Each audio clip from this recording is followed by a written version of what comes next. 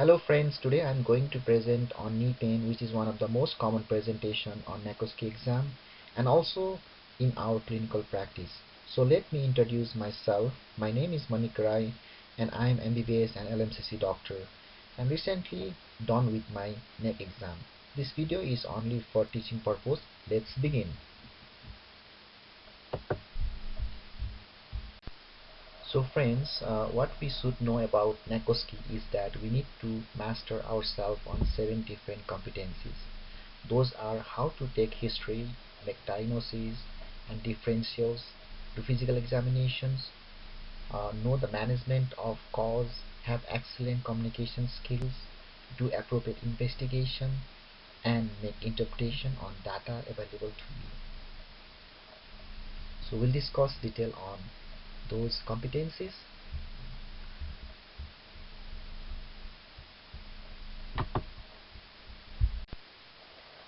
Dear friends, before you enter the room, please read the instruction carefully and have your differential on your note. There are different causes of knee pain. Please go with most serious life-threatening cause, then common and the least common ones, and ask questions as per your differential so that you do not lose time. Here you can see my differential on knee pain from most serious to least one.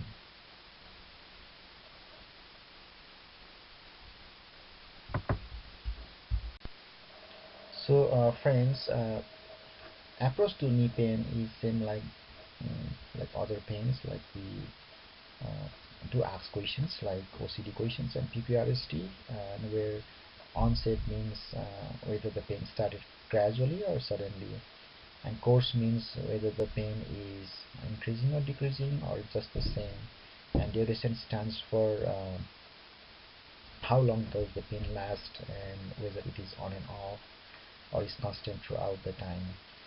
And positions, we ask where the pain is located, whether it's anterior posterior, whether it is lateral medial, or whether it's above or below the patella. And likewise we go for quality, where we ask how does it feel like, any dull ache or any sharp or shooting pain. And we can also ask about the radiations, where the pain is shooting down to other parts of the knee, like lower, above and below the knee. And refer pains can be asked whether the pain is coming from other location towards the knee. Likewise, severity, we can ask questions like how does the pain from scale 1 to 10. And guys, show empathy when we ask these questions, because this is kind of showing empathy to the patients, and you have some point on that one. And you can ask like it must be hard for you, or you can imagine how difficult they might be going through, and ask them, is it okay if you can ask few questions. Meanwhile, the nurse will bring some painkiller or pain reliever for him. Well, likewise, T is for timing, where you can ask any particular time that the pain is worse. Also ask aggravating and affecting factors such as cold or hot, activities or movements, any positions or any type of food and drinks that might worsen the pain or help in reducing the pain. Likewise, friends, do not forget to ask about redness, swelling, history of trauma, procedures, injections, sexually transmitted infections, any surgery, any joint unstable, locking, noise, and limited range of motion or stiffness. And friends, rule out the system involvement such as muscles pain, any wasting muscles, and like skin crashes, tightness of skin, any eye involvement like pain or redness, and neurological questions like any skin sensation change, like tingling sensations or headache, difficulty speaking, difficulty in vision, any control of their bowel or bladder habit, any back pains. Likewise, we ask questions for GI, any mouth ulcers, difficulty swallowing, frequent episode of diarrhea and constipation and bleeding from above or from the bottom, to rule out inflammatory bowel disease.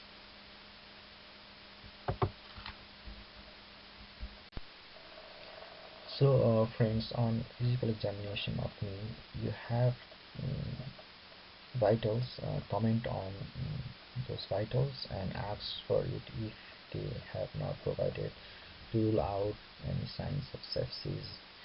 Look for any gait abnormalities such as limping, ataxic, gait, and friends, do not forget to gain consent for inspection, palpations, range of movement, and special test. Explain what are you doing and proceed further. So on inspection, we look for SAEDS, which stands for swelling, atrophy, erythema, deformity, scars, and also comment on redness and valgus and varus in the knees.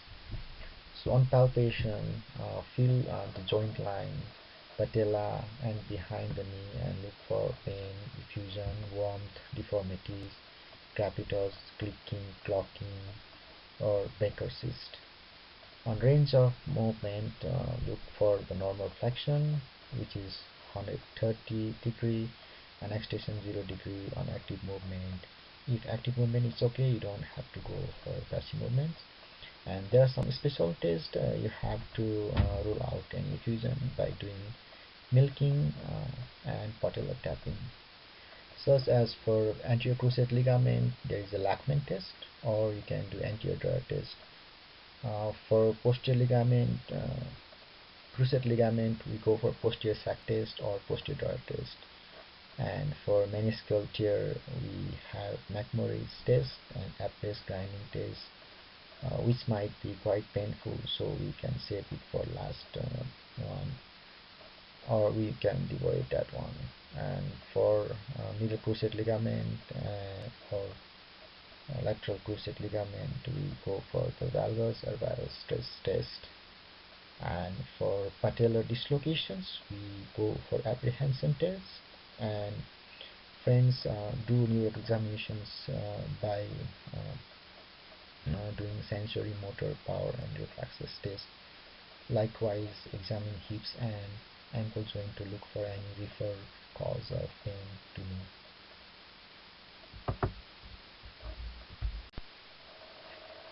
Friends, while coming to management, there are different type of management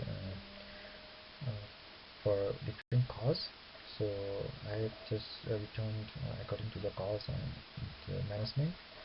So for osteoarthritis, we go for conservative management as a rest, NSIs, walking aids, bracing, shoe orthotics, and cortisone injections. But definite treatment is a knee replacement. And for cruciate ligament sprain, if it is grade 1 to 2, conservative like immobilization and steering exercise is okay. But if you have grade 3, which is when you complete tear, then you have to go for surgical repair.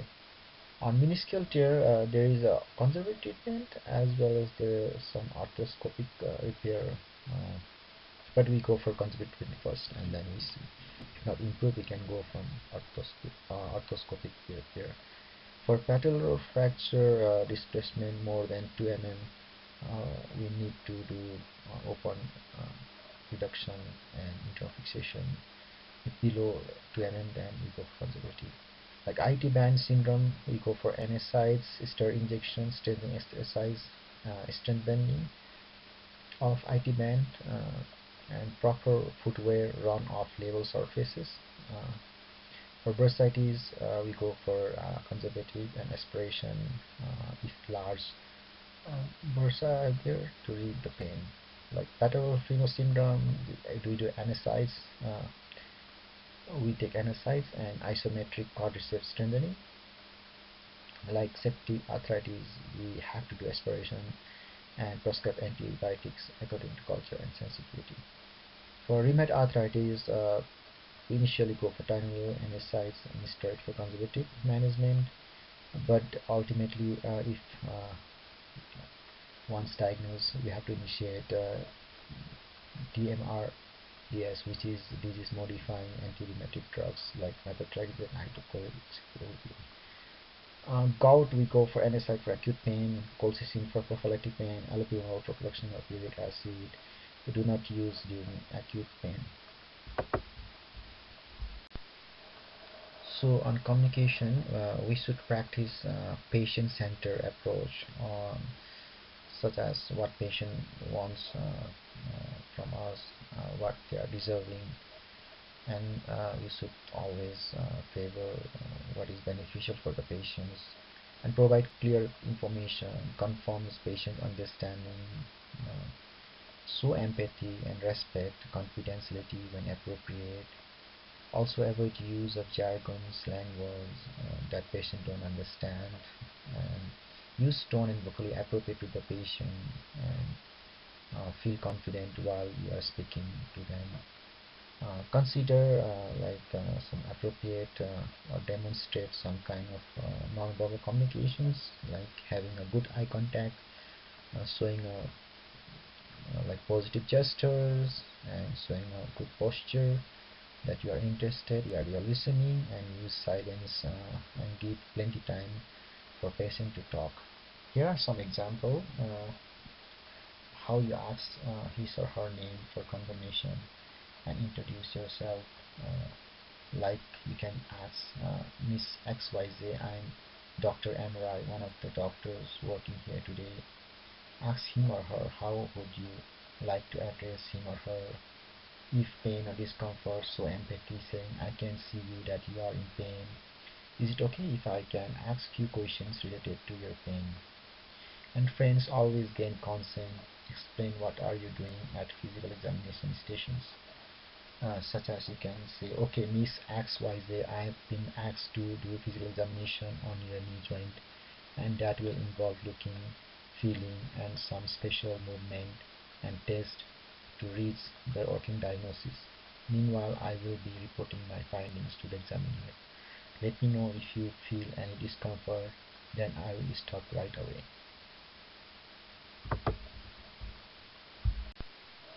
So friends, on investigations, we usually do X-ray, epilateral, skyline to rule out fracture patella, patellofemoral osteoarthritis. And there are some indications for acute injury of knee with one or more for indication of X-ray, which is also called Ottawa rules. So in these rules, the patients should be aged 55 years or older. There should be tenderness at the head of fibula and isolated tenderness of patella, or inability to flex to 90 degree, and inability to bear weight both immediately and in emergency department, not able to walk for 4 steps. So what we do if we have septic arthritis or gout, we go for joint aspiration and do for cell count, culture, and sensitivity and crystals. And for fractures, complicated ones, which requiring ORIF, we go for CT scan. And for suspicious of meniscus or ligament tears, we go for MRI. And for septic arthritis, osteomyelitis, we do CBC, complete blood count, blood culture, ESR, and C-reactive protein. And for uric acid level, and sorry.